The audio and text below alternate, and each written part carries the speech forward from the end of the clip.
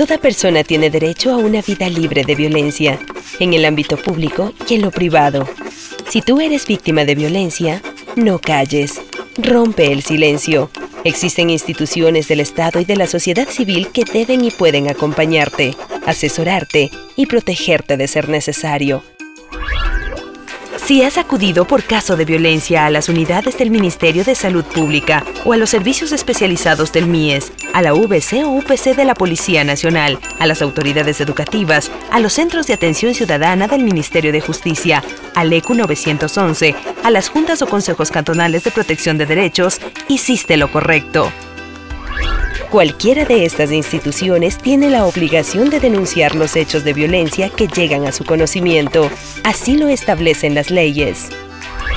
Si has sufrido violencia física y has acudido a un centro de salud u hospital, ahí deben entregarte un certificado médico que indique los días de incapacidad producto de la agresión. Si has acudido a la policía, esta debe elaborar un parte policial. Si has acudido a una ONG o a una junta cantonal, ahí pueden ayudarte a escribir la denuncia y, de ser el caso, acompañarte hasta la unidad judicial para que la presentes. Quien ejerce violencia debe ser sancionado. Si has tomado la decisión de iniciar un proceso judicial, los funcionarios deben atenderte con profesionalismo, con prontitud y calidez. Si las víctimas son menores de edad, personas con discapacidad o adultos mayores, la atención será especializada para asegurar la protección y la confidencialidad del caso. Puedes acercarte a una unidad judicial a poner una denuncia verbal o escrita.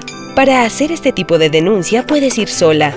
No necesitas abogado, ni llevar tu cédula de identidad. Si el agresor es tu pareja, ten la seguridad que no perderás la custodia de tus hijos. Si la denuncia es verbal y por la situación estás alterada, nerviosa, en crisis o requieres atención médica, los profesionales de la unidad judicial deben atenderte.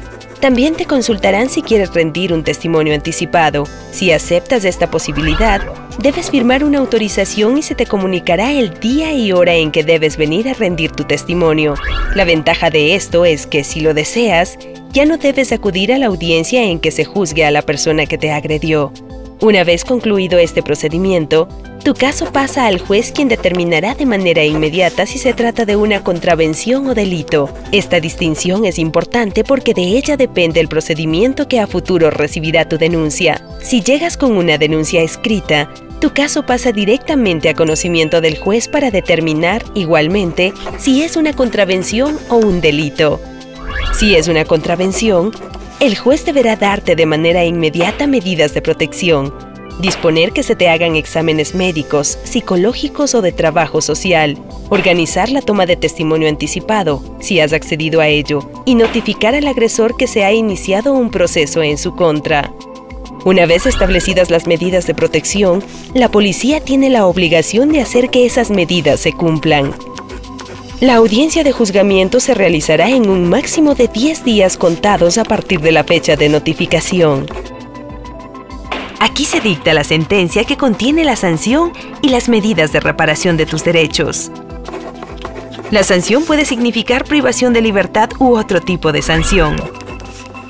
Debes conocer que todos los niveles de los ministerios de salud, de inclusión económica, de educación y también los municipios, a través de los consejos cantonales de protección de derechos, tienen la obligación de organizar redes y servicios para dar cumplimiento a estas medidas de reparación de derechos.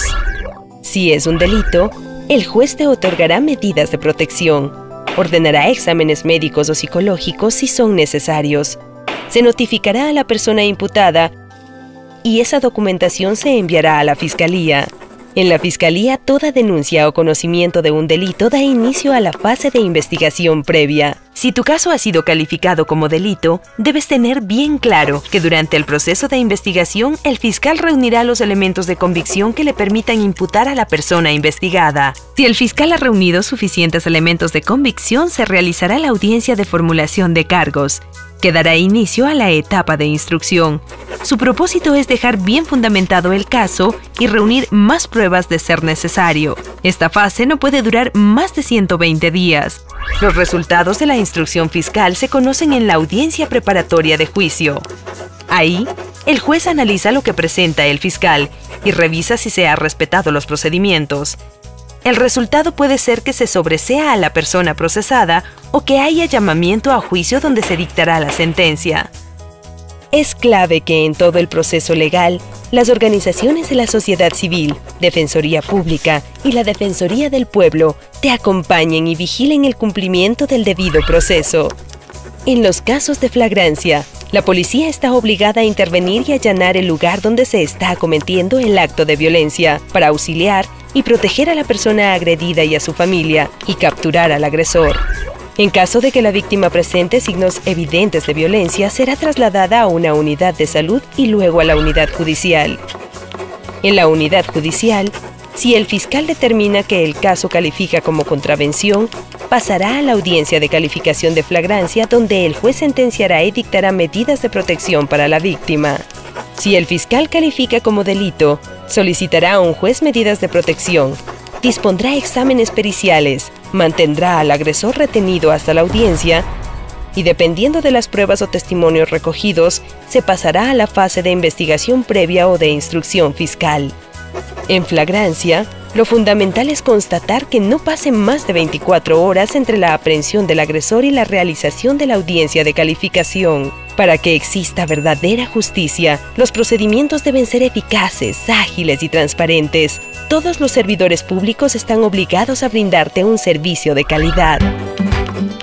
Una vez emitida la sentencia, la reparación de derechos apenas empieza. Y aquí, el Estado y la sociedad civil tienen la obligación de atender tus necesidades y la de los tuyos.